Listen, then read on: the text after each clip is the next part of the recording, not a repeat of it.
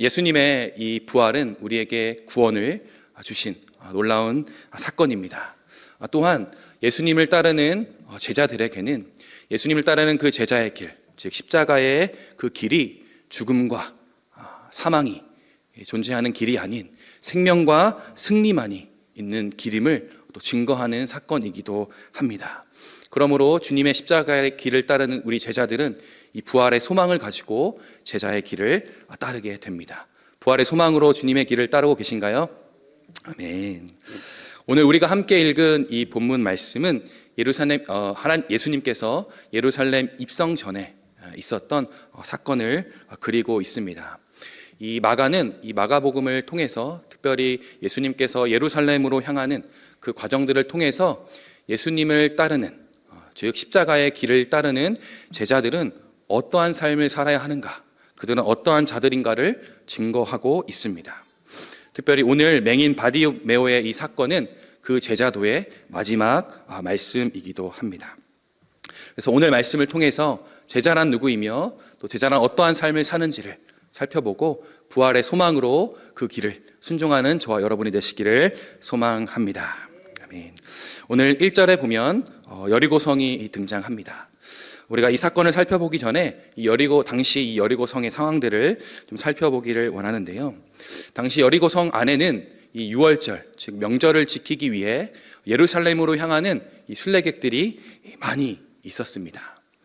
그뿐만 아니라 이렇게 사람들이 많은 명절 시기에는 오늘 본문의 바디메오와 같이 길가에서 생계를 유지하는 자들에겐 이 거절보다는 은혜를 더 많이 경험하는 시기이기도 했습니다. 그래서 이 여리고 성에는 이 허다한 무리들뿐만 아니라 길가에서 구걸하는 많은 병자들도 있었던 것으로 추측됩니다. 그런데 예수님께서 이 수많은 무리를 지나 여리고성을 나가실 때까지 그 누구도 예수님을 향해 은혜를 구하는 자들은 아무도 없었습니다. 진짜 은혜를 주실, 진짜 구원을 주실 예수님께 간구하는 자가 아무도 없었습니다. 어찌 보면 이 맹인 바디메오는 이 여리고성의 영적으로 눈이 먼 여리고성의 이 모습을 또 대변해주고 있는 것일 수도 있습니다. 이렇게 아무런 간구 없이 예수님께서 여리고성을 나가실 때, 그때 바디메오가 등장합니다. 바디메오는 예수님을 향해 부르짖습니다. 사람들의 은혜를 많이 경험하며 자신의 생계를 유지할 수 있었지만 바디메오는 예수님을 향해 부르짖었습니다. 심지어 자기 자신에게 은혜를 베풀어 줄 사람들의 꾸짖는 소리에도 바디메오는 더 큰 목소리로 예수님을 향해 부르짖었습니다. 사람들의 은혜가 가득한 이 시기, 또 어찌 보면 사람들에게 오히려 눈밖에나 더 이상 구걸조차 할 수 없는 위험한 상황에 놓일 수도 있는 그러한 상황에도 불구하고 바디메오는 예수님을 향해 간절히 부르짖었습니다. 바디메오는 왜 예수님을 향해 부르짖었을까요? 오늘 바디메오가 부르짖은 그 호소의 목소리를 살펴보면 이렇게 이야기하고 있습니다. 다윗의 자손 예수여 나를 불쌍히 여기소서. 이 마가복음에서 예수를 다윗의 자손 메시아로 고백한 사람은 유일하게 바디메오 뿐입니다. 즉 바디메오는 예수님이 자신을 구원해 줄 유일한 메시아임을 알고 있었습니다. 또한 더 나아가 그가 사람들을 향해 구걸하는 이 인생은 자신의 이 비참한 길가의 그 비참한 인생을 구원해 줄 수 없음을 또한 알았습니다. 사람들의 은혜가 자신을 결코 구원해 줄 수 없다라는 사실을 알고 있었습니다. 그래서 바디메오는 예수님을 향해 부르짖었습니다. 자신의 길가 생활, 비참한 인생에서 구원해 줄 유일한 소망 대신 예수님을 향해 나아간 것입니다. 바디메오는 자신의 이전의 삶, 즉 길가에서 사람들에게 구걸하던 그 삶은 헛된 삶임을 인정하고 돌이켜서 예수님께 나아갔습니다. 이처럼 예수님을 따르는 제자들은 이 비참한 죄인의 인생을 구원할 유일한 분이 예수 그리스도이심을 믿는 자들입니다. 그리고 이전에 세상을 향해 구걸하던 예수님이 아닌 세상을 향해 구걸하던 인생은 나를 절대 구원해 줄 수 없다라는 사실을 아는 자들이기도 합니다. 제자들은 결국 예수님을 믿는 믿음으로 구원받은 자들인 것이죠. 그러므로 제자들은 그 믿음으로 날마다 예수님께 부르짖는 삶으로 나아가야 합니다. 그러나 예수님이 나의 구주이심을 믿는 믿음으로 구원받은 이 제자들은 또한 우리들은 아직도 우리 안에 있는 죄된 옛 본성, 즉 세상을 향해 부르짖는 이 죄된 본성을 버리지 못하고 있습니다. 이렇게 세상을 향해 구걸하는 이것을 저는 우상숭배라고 이야기하고 싶습니다. 많은 그리스도인들이 세상을 향해 구걸하는 이 우상숭배의 죄에서 벗어나지 못하고 있습니다. 특별히 우리가 살아가는 이 한국 사회는 돈이 다스리는 사회입니다. 어린아이부터 어른에 이르기까지 자신이 세상에서 가장 중요하다고 생각하는 것이 무엇이냐 물어보면 다 하나같이 돈으로 대답합니다. 돈이 하나님이 돼서 다스리는 시대가 오늘 한국 사회입니다. 그런데 그러한 한국 사회를 살아가는 그리스도인들은 다를까요? 다르지 않습니다. 제가 아는 분의 그 회사의 사장님께서 교회 집사님이신데 아침마다 하시는 일이 있습니다. 꼭 빼먹지 않고 하시는 일이 있는데 그것이 무엇이냐면 바로 용하다는 점집에 가서 점을 보는 일입니다. 그래서 아침 회의 때마다 그 점을 보고 온 결과를 가지고 이제 회사 직원들하고 이야기를 하는 거죠. 이처럼 예수님을 믿는다고 하지만 더 많은 돈을 얻기 위해 이 집사님은 귀신에게 구걸하고 있는 것이죠. 이처럼 많은 그리스도인들은 돈이 우상이 되어 세상의 그 무엇들을 향해서 항상 구걸하는 그런 어리석은 삶을 아직도 되풀이하며 살아가고 있습니다. 그리고 또 이 한국 사회를 지배하고 있는 두 번째 의상은 바로 자녀입니다. 제가 중고등부 아이들과 또 청년들과 상담을 하다 보면 이 청년과 학생들 어깨 위에 큰 짐 두 가지가 있습니다. 첫 번째 짐은 자신의 인생에 대한 불안과 걱정입니다. 두 번째는 부모가 가진 불안과 걱정, 그리고 두려움입니다.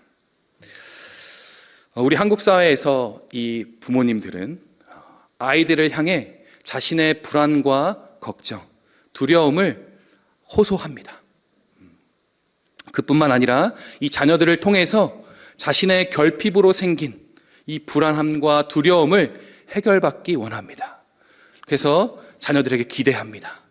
이 아이가 멋진 배우자를 만나서 멋진 가정을 이루는 것을 기대합니다. 돈 많은 배우자, 또 사회적으로 인정받는 배우자를 만나서 멋진 가정을 이루기를 기대합니다. 또한 이 자녀들이 공부로 성공해서 자신을 대리만족해 주기를 또한 바랍니다. 그래서 아이들과 상담을 하다 보면 아이들이 원하는 것이 없습니다. 자신이 지금 하고 있는 것들은 다 부모가 원해서 하는 것들이라 이야기합니다. 그러다가 아이들이 원하는 일이 딱 생겨서 부모님께 말씀드리면 또 부모님은 자신의 걱정과 불안을 아이에게 쏟아냅니다. 그래서 아이들은 다시 부모의 불안과 걱정을 짊어지고 또 하루를 살아가는 것들을 저는 중고등부를 사역하며 많이 보았습니다. 여러분, 자녀가 우상이 되어서 부모가 자녀에게 구걸하고 있는 것입니다. 자녀에게 구걸하고 있지 않더라도 여러분, 자녀를 통해서 세상을 향해 구걸하고 있는 것입니다. 죄로 인한 결핍, 나의 부모의 죄로 인한 결핍에서 생긴 불안과 두려움을 자녀에게 해결하라고 요구하고 있는 것입니다. 여러분, 그렇게 자녀가 우상이 되어서 살아가는 인생은 자녀가 사망의 길로, 죽음의 길로 가게 하는 무서운 죄악 중에 하나입니다. 이처럼 많은 그리스도인들이 돈을 우상 삼고 자녀를 우상 삼으며 그들을 향해 구걸하고 있습니다. 내가 믿는 예수 그리스도는 나의 유일한 구원자이심을 고백하면서 삶으로는 세상을 향해 구걸하고 있는 것입니다. 여러분은 오늘날 누구를 향해 부르짖고 계십니까? 누구를 향해 구걸하고 계신가요? 예수 그리스도를 향해 부르짖고 있나요? 아니면 세상을 향해 구걸하고 있으십니까? 여기에 모인 저와 여러분들 모두가 예수님을 향해 부르짖는 자들이 되기를 간절히 소망합니다. 이렇게 바디메오는 그 믿음, 예수님이 나의 유일한 구원자이심을 믿는 믿음으로 부르짖습니다. 그리고 그 믿음의 부르짖음을 들은 예수님께서 바디메오를 자신의 자리로 초청합니다. 그 초청의 그 부르심에 바디메오는 겉옷을 내버리고 뛰어 일어나 예수님의 부르심에 응답합니다. 여기서 우리가 주목해야 할 것은 바로 바디메오가 내어버린 겉옷입니다. 이 겉옷은 당시 구걸하는 자들에게 유일한 보호장구이자 사람들이 던져주는 동전을 받는 동전 바지로 쓰였습니다. 즉, 이 구걸하는 바디메오와 같은 자들에게는 자신의 전부이자 자신의 생명과도 같았습니다. 바디메오가 겉옷을 던지고 주님께 나아갔다는 것은 모든 소유를 버리고 주님께 나아간 것입니다. 그런데 이렇게 자신의 모든 소유를 버리고 예수님께 나아가는 예수님의 부름에 응답하는 이 바디메오의 모습은 마가복음 10장 21절에서 22절에 등장하는 부자의 모습과 대조됩니다. 우리 21절, 22절 같이 한번 보겠습니다. 예수께서 그를 보시고 사랑하사 이르시되 내게 아직도 한 가지 부족한 것이 있으니 가서 내게 있는 것을 다 팔아 가난한 자들에게 주라. 그리하면 하늘에서 보화가 내게 있으리라.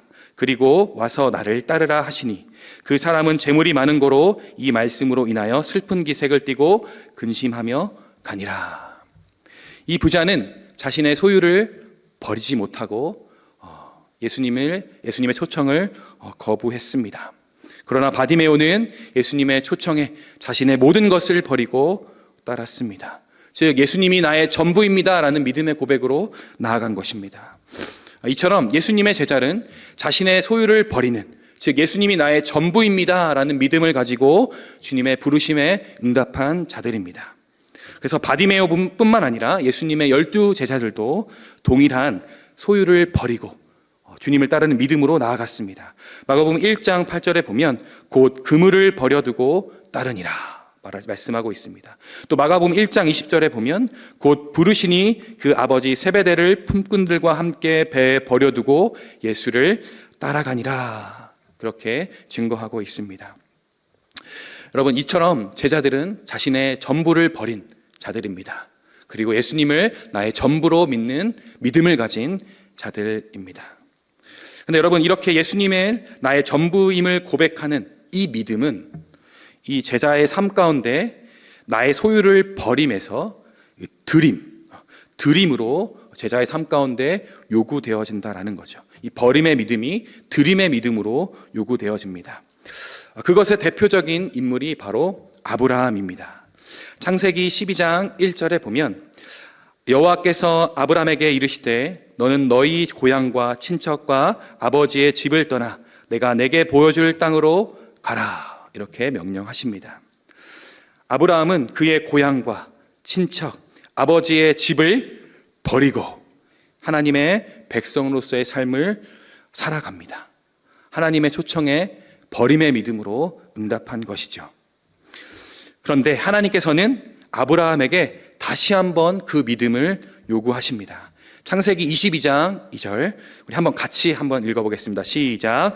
여호와께서 이르시되 내 아들 사랑하는 독자 이삭을 데리고 모리아 땅으로 가서 내가 내게 일러준 한 산 거기서 그를 번제로 드리라. 믿음으로 모든 것을 버리고 하나님을 따랐던 아브라함에게 하나님께서 은혜로 100세의 아들 이삭을 주셨습니다.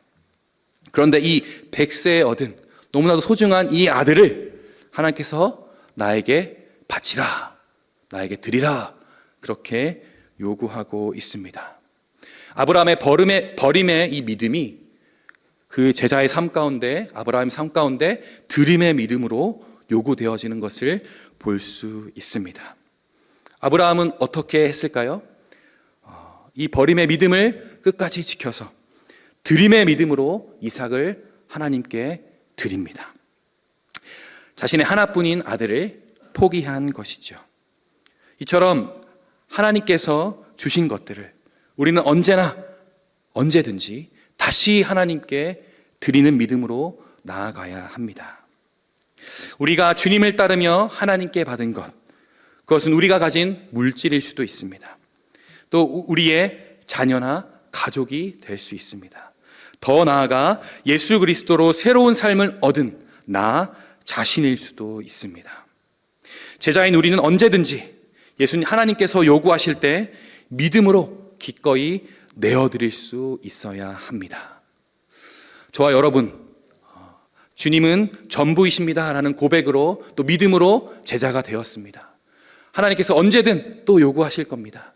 송현아, 내가 너에게 준 이것 다시 나에게 줄 수 있니? 이렇게 요구하실 겁니다. 그때마다 다시 믿음을 들여 하나님께 드리는 저와 여러분이 되시기를 소망합니다. 이렇게 예수님의 초청에 응답한 이 바디메오는 예수님이 질문을 던지십니다. 내게 무엇을 주기를 원하느냐? 라는 이 질문에 바디메오는 이렇게 대답합니다. 선생님이여, 내가 보기를 원하나이다. 이 말은 즉 이러한 의미입니다. 주님은 나를 구원할 유일한 메시아입니다. 나를 이 비참한 인생에서 구원해낼 유일한 구원자이십니다 라는 고백입니다. 예수님의 이 질문과 바디메오의 대답은 10장 36절에서 37절에서 17절까지 이 제자들의 대답과 대조됩니다.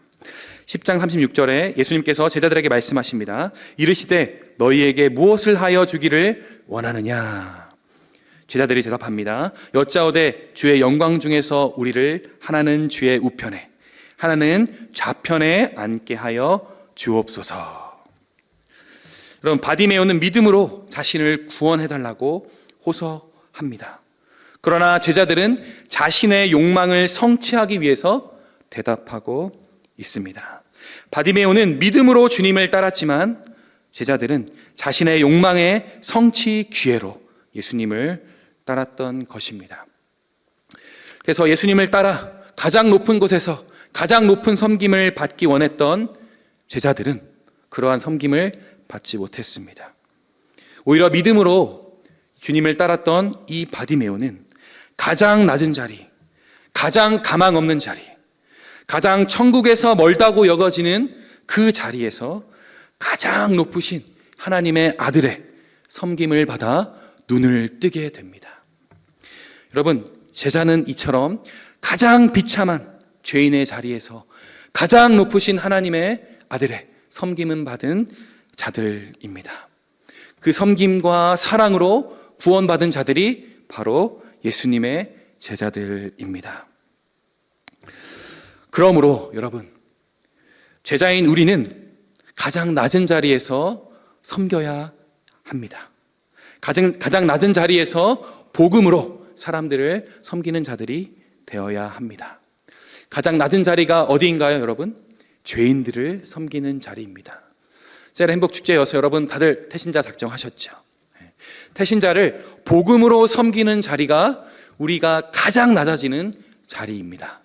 예수님께서 죄인인 우리를 섬긴 것처럼 죄인인 하나님을 알지 못하고 예수 그리스도를 알지 못하고 오늘도 세상을 향해 구걸하는 그들에게 나아가서 복음을 전하고 복음으로 그들을 섬기는 것이 바로 제자의 삶입니다. 그 자리가 가장 낮은 자리입니다. 여러분, 이처럼 제자는 그리스도를 구주라 믿는 믿음으로 가장 낮은 자리에서 가장 높으신 분의 섬김을 받은 자들입니다. 그러므로 가장 낮은 죄인의 자리에서 죄인들을 복음으로 섬겨야 합니다. 그러한 제자들이 되기를 소망합니다. 말씀을 정리하도록 하겠습니다. 우리는 세상을 향해 구걸하던 비참한 인생을 살아가던 죽을 죄인이었습니다. 그러한 삶 가운데 예수님이 나의 참된 구원자이십니다. 예수님이 나의 유일한 소망이십니다. 라는 그 고백으로 구원받은 주님의 제자들입니다. 그러므로 우리는 다시는 세상을 향해 구걸하는 것이 아니라 예수님을 향해 부르짖는 삶으로 나아가야 합니다. 또 제자는 자신의 소유를 버리고 예수님을 따른 자들입니다. 그러므로 예수님께서 언제든 나에게 드리라 말씀하시면 드림의 믿음으로 나아가야 하는 자들입니다. 또한 제자들은 가장 낮은 자리에서, 가장 비참한 자리에서 가장 높은 분의 섬김을 받은 자들입니다.